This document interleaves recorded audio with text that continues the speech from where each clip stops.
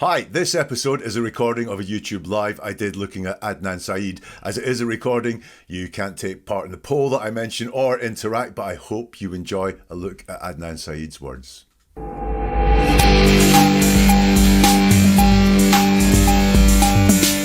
We're going to look at this guy, Adnan Syed, in this episode. Is he an innocent kid convicted of a crime by a corrupt and rubbish police investigation, or is he a brutal killer who brutally murdered his ex, Hae Min Lee? That's what we're going to look at in this episode, and it's live. And the reason that I'm live is because I want your interaction. That's the whole reason I go live, because it's great to discuss the words with you. So if you are there, then do say hello, do chime in with your comments and your opinions too as well. And don't forget, vote in the poll that's available too. Currently showing that 17% of people think Adnan Syed is guilty. That's innocent is 14%, not sure 57%. It's changing all the time, which is why that probably doesn't add up to 100%. We'll keep an eye on that as we go on. So what's happened with Adnan Syed recently?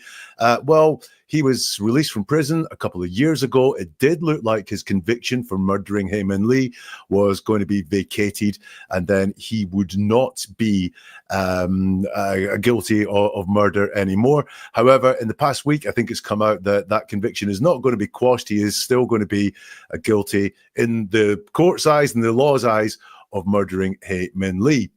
The story came to prominence in Serial Podcast. Now, this frightened me when I looked at it today. Serial Podcast was 2014. That is 11 years ago. That's a long, long time ago. It seems like just yesterday. But the Serial Podcast spoke to Adnan and all sorts of people involved in the case, and legal experts as well, to see if Adnan was innocent or guilty. I think one of the attractions of the podcast was that they actually spoke to Adnan when he was in prison. So what we're going to do is we're going to look at the words that he used on the Serial Podcast in the very first episode, which is, I think, where most of his words appeared, to see if we can work out just by looking at the words. And that's all I do here. I just look at the words to see if I can pick up whether I think he is innocent or whether he is guilty. Just by looking at the words that are there, we'll try and find clues to that. So are you ready? Let's dive on in. And this is the very first thing that Adnan said in the podcast. I'll read it through and then we'll do some analysis on it. He said, "I just sometimes wish they could look into my brain and see how I really felt about her. And no matter what else someone would say, they would see, man, this guy had no ill will towards her. Whatever the motivation is to kill someone, I absolutely, it didn't exist in me. You know what I mean? No one can ever say why. People could say why. Oh man, he was mad, this, that, or the other. But no one could ever come up with any type of proof or anecdote or anything to ever say that I was ever mad at her, that I was ever angry with her, that I ever threatened her. That's the only thing I can really hold on to. That is like my only firm handhold in this whole thing, that no one's ever been able to prove it. No one ever has been able to provide any shred of evidence that I had anything but friendship towards her, like love and respect for her. That's, at the end of the day, man, that's the only thing I can say, man, is I had no reason to kill her." Quite a lot there for an introductory piece from Adnan. So what did I pick up in all of that? Hey, his second word is just. If you're a regular around these parts, you'll know that just is one of my go-to words. When someone says just, it's not a proof that deception's happening. It's an indication deception could be happening. So when I see the word just, I dive in and go, what is going on here? Just is either a word that minimizes some things. I was just checking up on you. No, I was really bothered about you, or it is to focus our attention on one thing but also away from other things. It's just what I want you to look at here. So when he says just, I go, oh hey, have we got some deception going on here? He says, I just sometimes wish they could look into my brain and see how I really felt about her.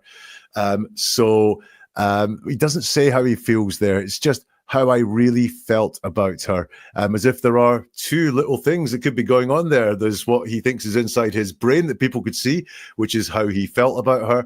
And then maybe there's another how he felt about her that he's not classifying as really there, but already he's given off some vibes here that there are two different stories at play. One of them is how he really felt about her.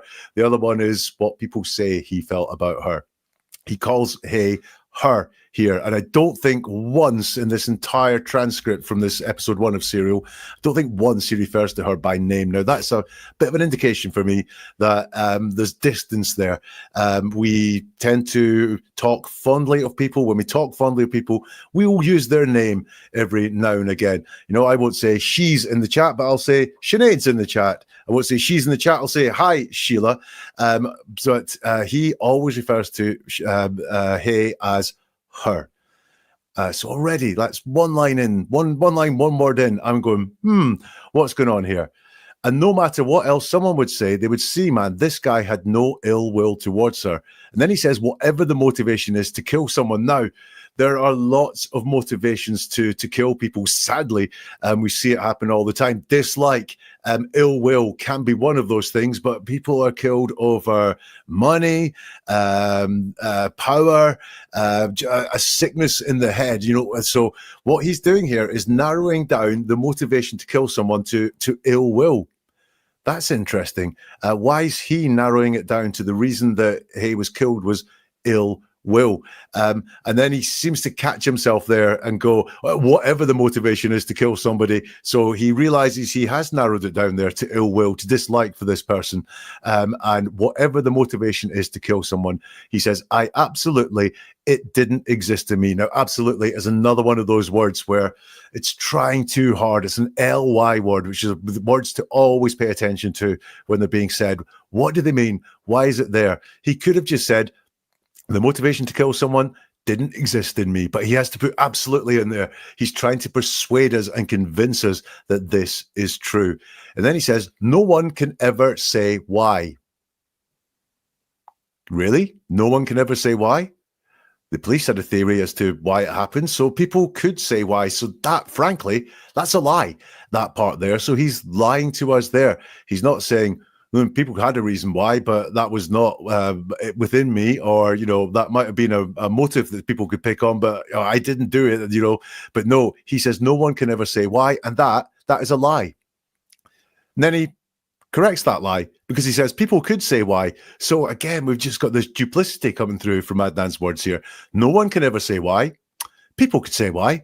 Oh man, he was mad, this, that, or the other. And again, we're going to this theory that he was killed because of anger, because of ill will. It's the only theory that he, and this certainly in this opening part, it's the only theory that he looks at here as to why he was killed. I believe this is leakage. I believe this is, he knows, and we'll come to it, but he knows that it was anger and ill will and madness that got Hay killed.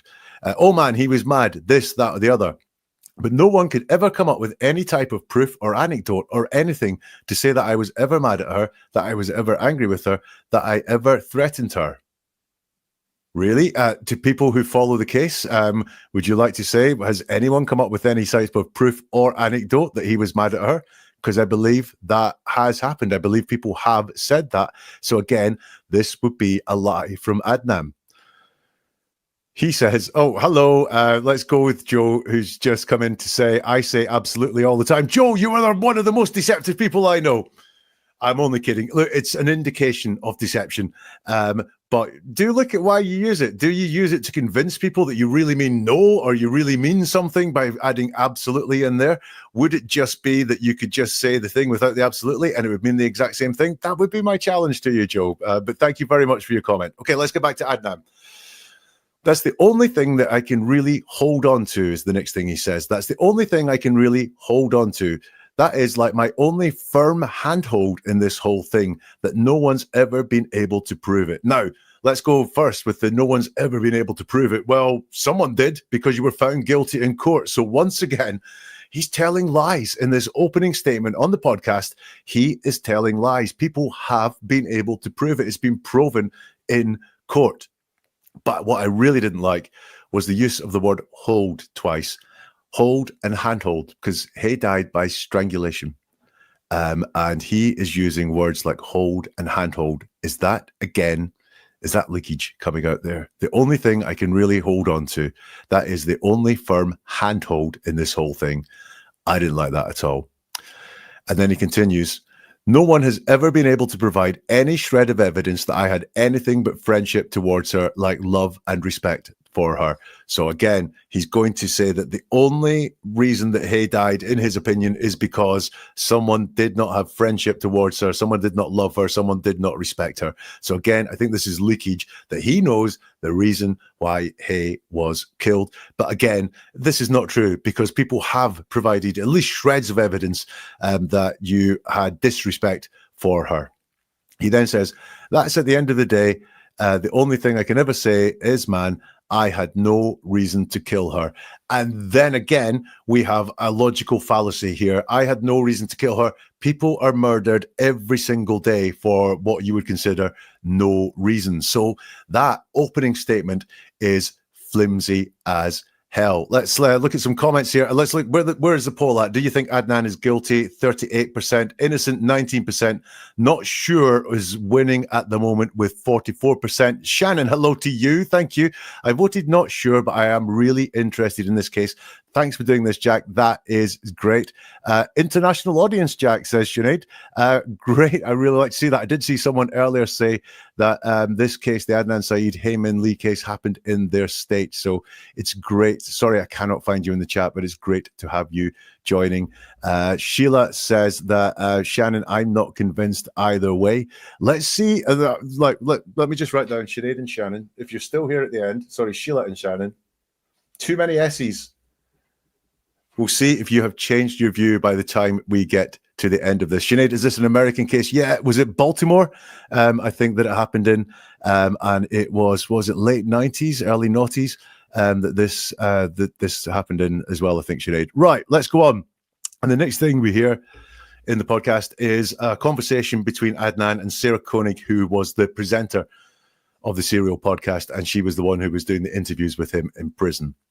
So we hear Adnan say, and it occurred to me that day that I was going to ask her boyfriend, Jay, did he get her a gift? So sometime during the day before noon. What he's talking about here is the day that Hayman Lee was murdered. Sarah says, wait, Adnan, just hold up for a second. Why did you care whether Jay got Stephanie a present? What's it to you? Adnan says, well, Stephanie was a very close friend of mine, as I mentioned, and I just kind of wanted to make sure that she also got a gift from him, you know? She had mentioned to me that she was looking forward to getting a gift from him. She mentioned that she was really happy to get the gift I gave her. So, as I would with any friend, I just kind of went to check on that.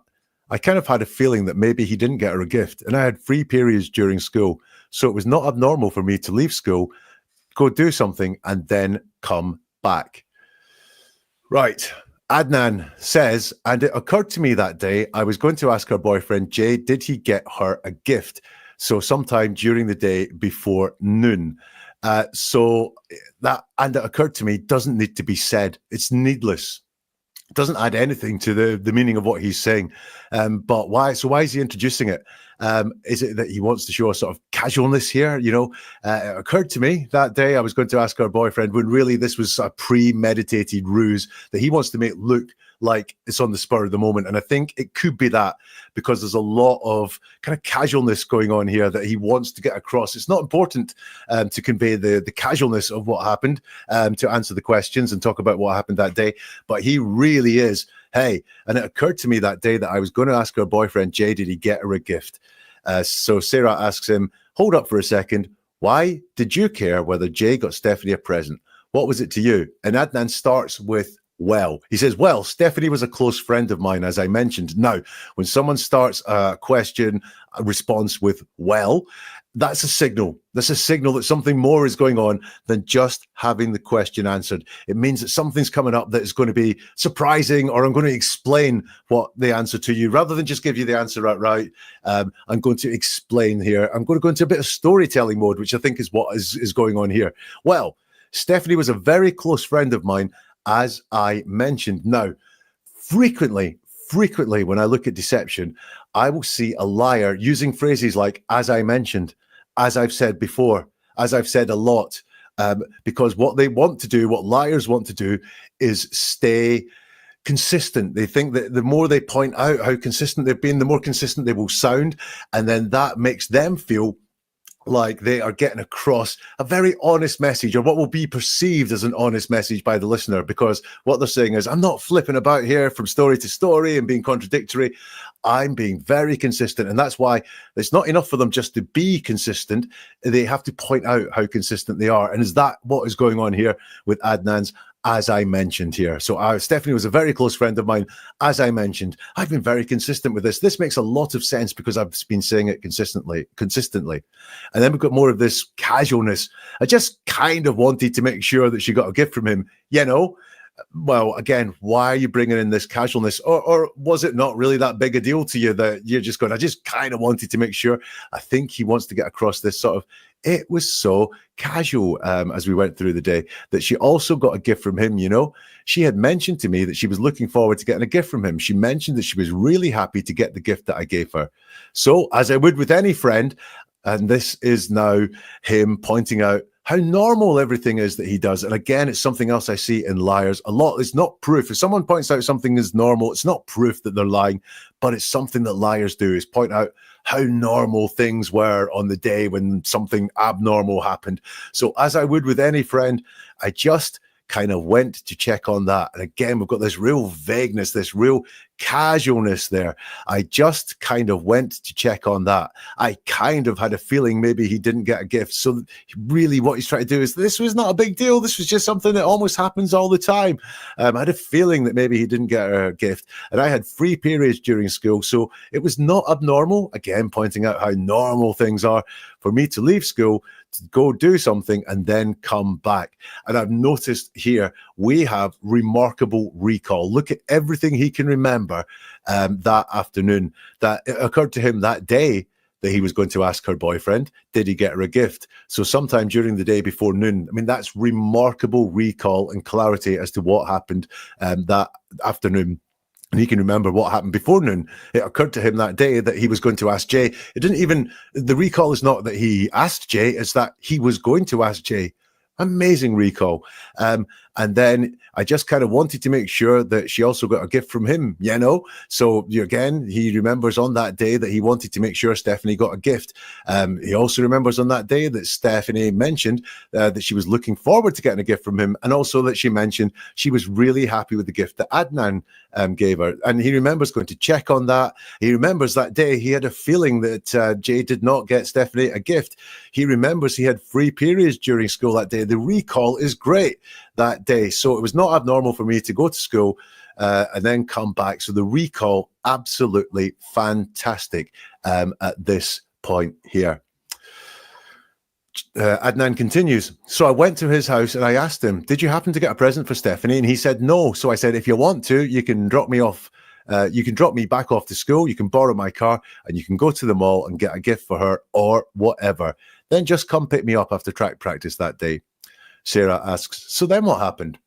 And then Adnan says, well, then when school was over, I would have went to the library. I know that I usually check. Well, I didn't usually check, but if I was going to check my email, it would be using the library computer. You know, sometimes I would go there because track practice didn't start until around maybe 3 o'clock or 3:30-ish.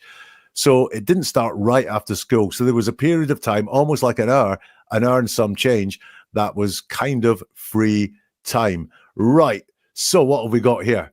We've got and so storytelling. That's when where the person's telling a story and they say, and something happened, so something ensued. And it's explaining what happened. It's not just telling us the actions that happened, but it is the and so storytelling thing, which again suggests to me there's a little bit of storytelling going on.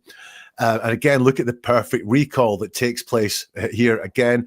That he remembers going to Jay's house. He remembers asking Jay, did you get him a present? And for Stephanie, he remembers Jay saying no. So he remembers all the arrangements they made. If you want to, you can drop me off back to school and you can borrow my car and you can go to the mall. It's amazing detail that he is recalling there to get a gift or whatever. And just come pick me up after track practice that day. And then it all changes. And then it all changes because Sarah says, so then what happened? And Adnan says, well, then when school was over, and Charlotte, you spotted this in the chat. When school was over, I would have went to the library. That's not what he did that day. The recall, all of a sudden, when school was over, is gone. If you look, I would have went to the library. So he doesn't say I went to the library. It's just in general terms he's talking about here. When school was over, he went to the library, and then he just tells this big mess. I know that I usually check. Well, I didn't usually check, but if I was going to check my email, it would have been using the library computer. So he wants to give across this vibe that I always went to the library after school. And then, no, he's just like, no, sometimes I maybe went to the library to check my email, but I don't even know how often I went to check my email. You know, sometimes I'd go there because track practice didn't start until around maybe 3 o'clock, 3:30-ish. So both from all that perfect recall of knowing exactly what he'd said to Jay, when it all happened, the timelines, where he was when he said things, all of a sudden it's gone really, really vague. It was around 3 o'clock, 3:30-ish when track practice started. He doesn't know what time it started that day, despite the fact he knew before noon that he occurred to him to ask Jay if he'd got Stephanie a present. So it didn't start right after school. So there was a period of time, again, vagueness, almost like an hour and some change that was kind of free time. So we get into massive, massive, massive vagaries there. Before we move on, let's just have a check on a couple of comments. FF Big Papa says, how does this interview being so many years after the murder affect the analysis? It doesn't much affect my analysis. I think it would show, certain things would show in the passage of time. For example, if this is a story that Adnan's told a lot, he may have perfected it and taken some of the imperfections out, or just learned how to tell it smoother. It may become way more automatic to him. There may be less leakage if someone was lying and so on, but it doesn't really affect the analysis other than be aware of the passage of time. It certainly would show up if we were talking about 10 seasons, so on, but none of that turns up in this, but great question. And I wanted to look at this one from Terry as well. Terry says, my gut check alarm went off when I heard this interview. And I've got to say, I believe we have, I know we have a warning system inside our bodies. You know, instinctively, if you smell smoke, you go and check for a fire. If food tastes off, you don't eat any more of it. And I believe we also have this gut check when someone we feel someone is lying to us, that we go, and it puts us uneasy. I think the problem we have sometimes, Terry, is that our gut check says, this doesn't sound true, or can I trust this person? And then what we do is we bring reason and rationale into it, and we kind of go, I'm being unfair to this person. And so, we kind of go, no, I'll ignore my gut instinct because I'm being unfair. I'm being off. So yeah, look, my biggest advice would be, when your gut check alarm goes off, believe it. Look after yourself. Keep yourself at arm's distance. How's the poll doing? Guilty's now on 52%. Innocent 17%. Not sure is on 30%. So the poll has gone a little bit more of the way towards guilty. So let's go on with this. Adnan says, probably track practice would have ended at, like, I'd say 4:30. It probably would have been close to time for me to break fast. This story happens during Ramadan. He would have came to me to pick me up, and he would have went to get, we would have went to go get something to eat. And then we would have smoked some weed after, right? And then I would have had to be home around 7 or 8 o'clock, right? Or usually, like the last 10 nights of Ramadan, my father would spend the night at the mosque. So a lot of times I would take him food. I think my mother would make food for him, and I would take it before 8 o'clock, because that's the last evening prayer. So what more do we have here? More vagary. Probably track practice would have ended, like, I'd say 4:30. So he's talking in general terms again, but he's probably would have ended, like, I'd say. So huge vagueness there. Then Adnan says, it probably would have been close to time for me to break fast. So again, we've got this probably from that perfect recall he has about setting up this story as to why Jay has his car, etc. All of a sudden it's got very cloudy and he can't remember that time. And we've just got more of this general what would have happened on this mythical sort of hypothetical day. He would have came to pick me up and we would have went to get something to eat. So what we've got again, he knows in minute detail the conversations he had with Jay and Stephanie earlier on that day, but then coincidentally at this time a very bad thing was happening to his ex-girlfriend. He's just all would-haves. He would have come to pick me up. He would have gone to get something to eat, and then we would have smoked some weed, right? And then I would have been home around 7, 8 o'clock, right? Then again, when he's talking about what he would do around the mosque, or usually like the last 10 nights of Ramadan, my father would spend the night at the mosque. So a lot of times, so not every time, I would take him food. So this is just incredibly, incredibly flimsy. I think my mother would make food for him. I would take it usually before 8 o'clock, but he said he got home potentially around 8 o'clock. So who knows what's going on there, because that's the last evening prayer. So from all that pin sharp insight that we had with him, then it's just all gone into generals and things that would have happened, but he's not telling us what did happen for a moment. And that to me is at least worth noticing. And it's very black and white. It's not like some things are vague and some things are certain. From the moment school ended, boom, it is entirely vague from him there. Sarah Koenig says to him, "Did you ever leave campus before the end of track practice? Did you ever?" And Adnan interrupts and says, "No." Sarah Koenig says, "Okay." Adnan says, "No." Sarah Koenig says, "You sure?" And Adnan says, "I want to say that I'm 99% sure. I want to say that I'm 99% sure. Not, I'm 99% sure, but he wants to say that. So he's not even saying that. I want to say that I'm 99% sure." So he's not even 100% certain. And he explains that. Sarah Koenig says, "Okay." And Adnan says, "The reason why I can't say 100 is because, I mean, I do kind of understand that it comes across as I don't know if it does or it doesn't. But it seems like I remember things that are beneficial to me, but things that aren't beneficial to me, I can't remember. It's just that I don't really know what to say beyond the fact that a lot of the day that I do remember, it's bits and pieces that comes from what other people have said that they remember, right? And it kind of jogs my memory. Yeah, I don't really know what to say. And I can completely understand how that comes across. I mean, the only thing I can say is, man, it was just a normal day to me. There was absolutely nothing abnormal about that day.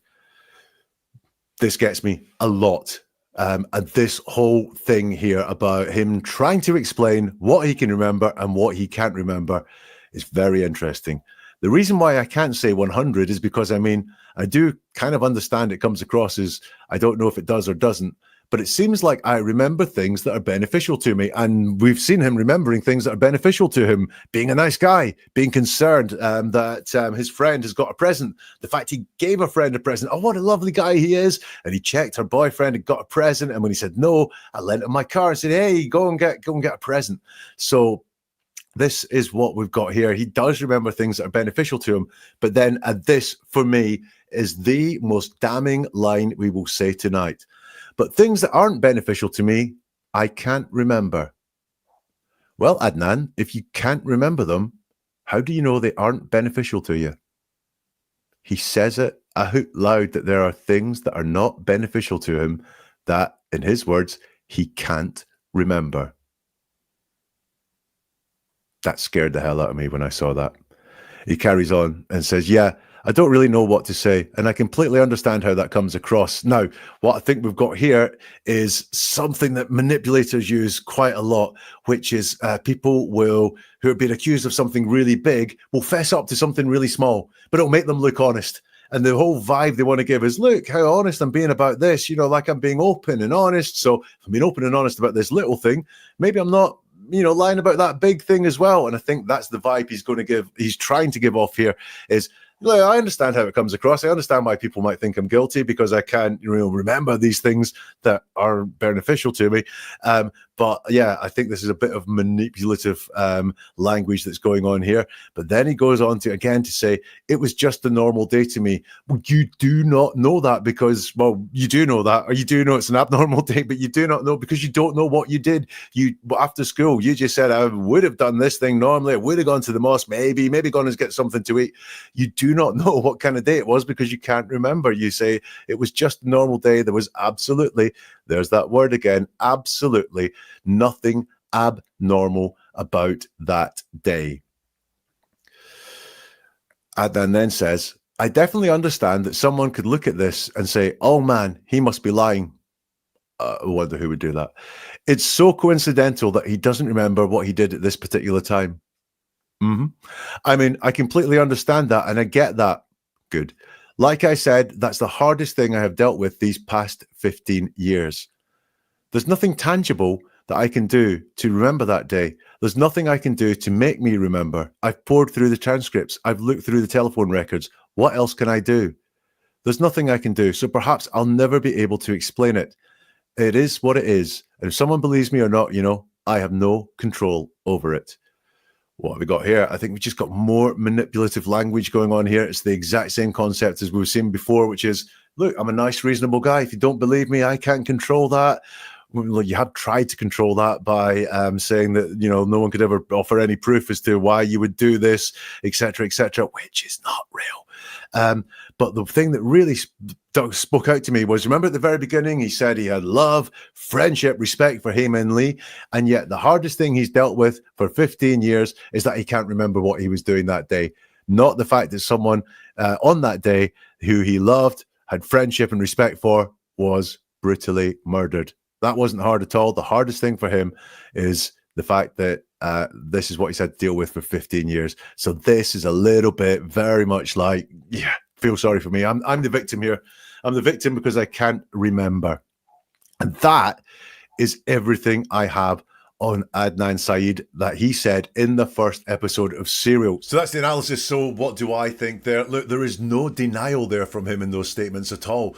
There is very much bluster. There's very many talking points, but he doesn't once say in all of that, I did not kill Hae-Min Lee, which is interesting. There's several slips there that seem to reveal that he knows more about the crime than he would like us to think. The logic in it is really bad. And that discrepancy between this pin-sharp recollection he has of things before the murder time and this complete vagueness and generalities of things during the time of the murder and post the time of the murder make me think it's highly likely that Adnan Syed is guilty of the crime of murdering Hae-Min Lee. What do you think? If you're a Spotify subscriber, you can leave comments on this platform. Otherwise, in the show notes, you can find links to all the socials, and it would be great to hear from you. And we'll see you soon for something new from Never a Truer Word.